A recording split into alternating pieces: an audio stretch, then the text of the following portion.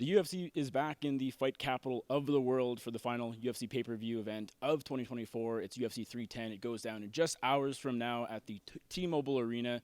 Of course, we have a flyweight main event between champion Alexandre Pantoja and newcomer, former two-time Ryzen FF champion Kai Asakura.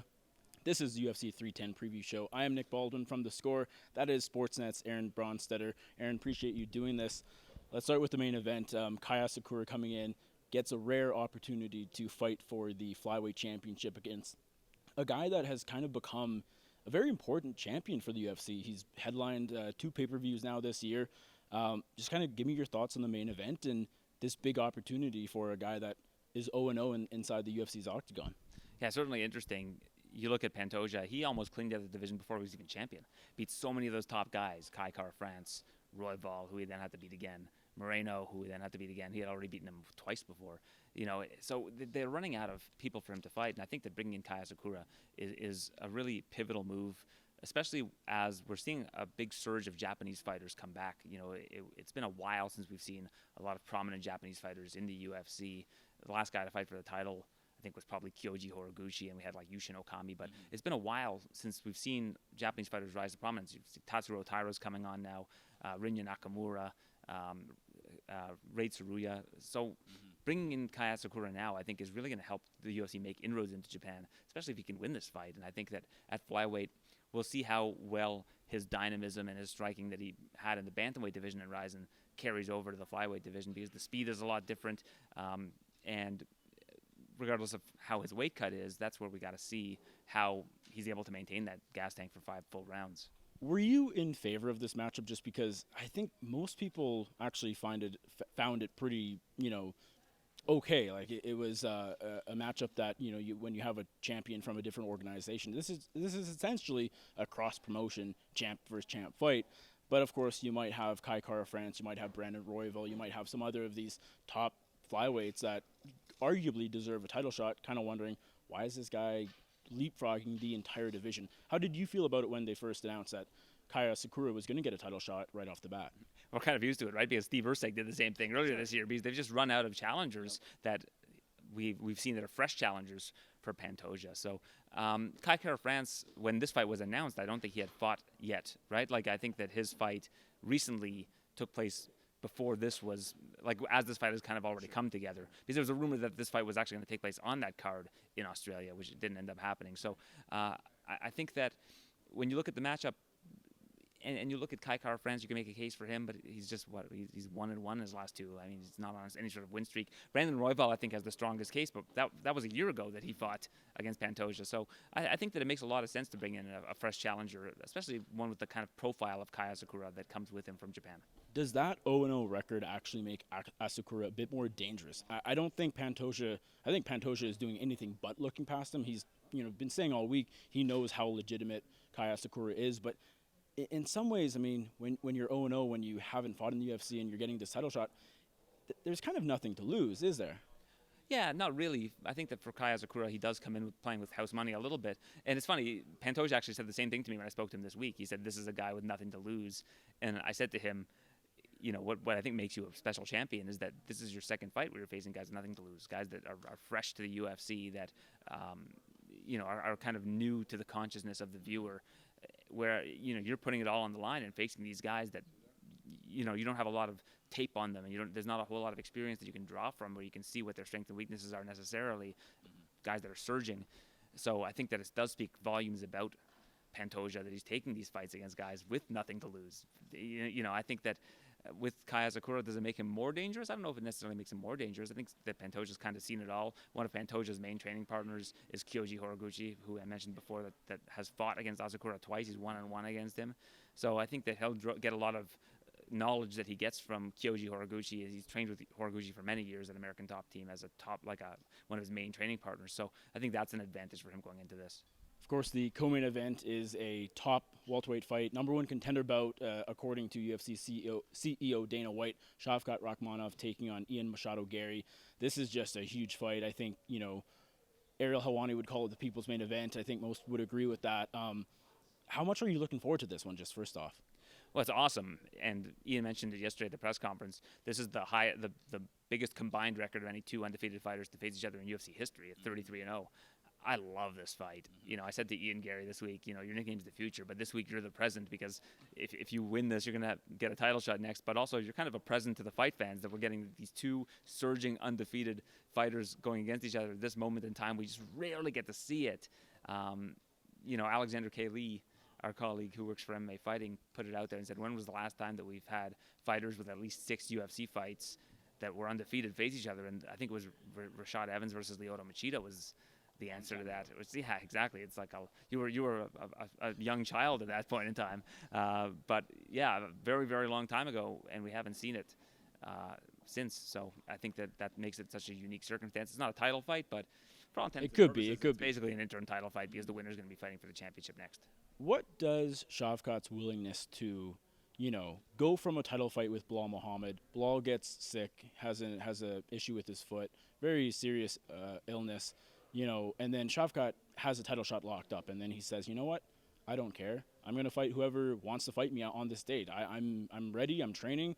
I don't want to wait for Bilal. I'll take on Ian Machado Garry. What does that say about Rakhmonov, just, to put his title shot on the line, frankly? I think it's a smart move, because he hasn't fought at all this year. And there's no substitute for in-cage experience. And I think that's the way he's looking at it is, his thought process is, I was going to beat Bilal Muhammad and become the champion. So for me, this is like a title defense. Like, I think that's the way a lot of fighters approach it when they lose that title fight. Israel Adesanya is a good example too. When he became the interim champion, he considers his win over Robert Whittaker his first title defense, because he was the interim champion at the time. So he was, when he fought Kelvin Gastelum, was treating it like this was for the title, because I'm the champion until the other champion beats me. And I think that's a wise way of looking at it. And while this isn't an interim title fight, I think that Shavkat's probably approaching it with a similar mindset. Rakhmonov, I think, deservedly so, is a heavy favorite. I think around 2.5 to 1, 3 to 1 maybe. How do you feel about those odds? Are you giving Garry a better shot than you think the average person is, or do you think Shavkat deserves to be at that spot? I'm giving Garry a better chance. I think Garry is around a 3 or 3.5 to 1 underdog, which I think is a massive price for a guy where we've seen what his fight IQ is like. He's got a really solid fight IQ. I think that's his one advantage you can point to in this fight that you could say is maybe his most clear advantage, is how tactical he approaches these fights. You look at their fights between Jeff Neal, respectively, and Ian's fight against Neal was a lot more technical, a lot more thought out, a lot more process involved, whereas Rakhmonov really got into a war with Jeff Neal, which was not the smart thing to do necessarily. That's not you look at the kind of power that Jeff Neal has, that's not really the guy you want to mess around with in that regard. But Shavkat was certainly not afraid of testing himself against that kind of firepower. Whereas Ian Machado Garry took a lot more of a tactical approach, and I think that if he can bring that same sort of approach to this fight and stay out of trouble, we could see him win a 5-round decision and just outpoint and out-tactic a guy like Shavkat Rakhmonov. But that being said, Rakhmonov's 18-0, 18 finishes. I think everybody sees this guy as like the next big thing in the sport, so I understand why the odds are what they are. I did want to ask, what do you ultimately think this fight looks like, whether you want to give a pick or not? I mean, I just find it so interesting because while it's kind of a striker versus grappler matchup, it's not, that's a simple way of looking at it, because Shavkat is very good on the feet. Garry is very good on the ground. And so I'm not so sure that if it's standing up, Gary's winning the whole time. I'm not so sure if it's going to the ground, Shavkat's winning the whole time. What do you think, and how do you ultimately kind of see it unfolding? Yeah, that's what makes it an interesting fight, is I don't really know. And I love fights like that. I think both the main and co-main event bring that same kind of allure to them, where it's like there are all these questions entering the fight, and we get to see them answered in real time. And that's why I love this sport so much. And that's why these are the types of fights that I like more than any other fight, because I could see it playing out in such a variety of ways. Like, even when you look at what Bilal Muhammad did to Leon Edwards, you go into that fight, in my mind, what happened was a real possibility that Bilal Muhammad was going to be able to implement his game plan and beat Edwards, and that's how he would do it. Whereas if you ask me, like, how does... It's funny, I asked Vicente Luque, he came on our weigh-in show, and I said, I'm not going to ask you a prediction because you've trained with both these guys, so I'm going to ask you a smarter question. Shavkat Rakhmonov beats Ian Machado Garry, how does he do it? Ian Machado Garry beats Shavkat, how does he do it? Yeah. And his answer was that he felt Shavkat would submit Garry, and that Garry would outpoint him in a decision. So those are the two paths from a guy that's been in the room and felt both these guys, feels that are the most likely outcomes for both of them. Of course, a heavyweight rematch between Cyril Gane and Alexander Volkov. I don't know if anybody needed to see this fight, just given sort of the outcome of the first one back in June 2021. Cyril Gane, had his way with Volkov on the feet, just a lopsided decision victory. But you know what? I mean, Volkov has kind of earned this right. He's won a number of fights in a row. Gane has still been doing pretty well as of late. Bit of inactivity, but the results are still there for him, and these are two of the top heavyweights. I guess what I want to ask is, how do you see the winner, mixing in with the rest of the heavyweights at the top? I mean, of course, you have John Jones. We don't know what's going to happen with him next. We have Tom Aspinall. We don't know what's going to happen there either. How do you ultimately see things unfolding for the winner in terms of the title picture? If John Jones is not going to fight Tom Aspinall, the winner of this fight is fighting Tom Aspinall next. I think that they will have earned it. And I actually like the rematch at this point in time, because you've got Gane. He's 1-2 in his last 3. Those losses, of course, to Francis and Ngannou and John Jones. So not like this guy's on some sort of mega losing streak or anything along those lines. Those are only 2 losses of his career, and they're against guys that are among the all-time greats, really, in those divisions. And you look at Volkov, and his trajectory has been the opposite. He's just on a win streak. He beat Sergey Pavlovich as a big underdog, and he beat him fairly easily as well. So I think that that's a fight where, had Pavlovich beaten Volkov, you probably would see Pavlovich fighting Gane tonight. But I think these are the 2 best guys in the division that are left outside of course, Tom and John. Another fight that's coming on the prelims that I think has potential title stakes is Aljamain Sterling versus Movsar Evloev, number 5 versus number 9 in the featherweight division. Of course, you have Alexander Volkanovski potentially fighting Ilia Topuria next. You have Diego Lopez in the mix as well. Evloev has a win over Lopez, though. That has to, garner some consideration. How do you feel about where the winner stands at 145, given the fluidity, if you will, and just a lot of guys are in the mix right now?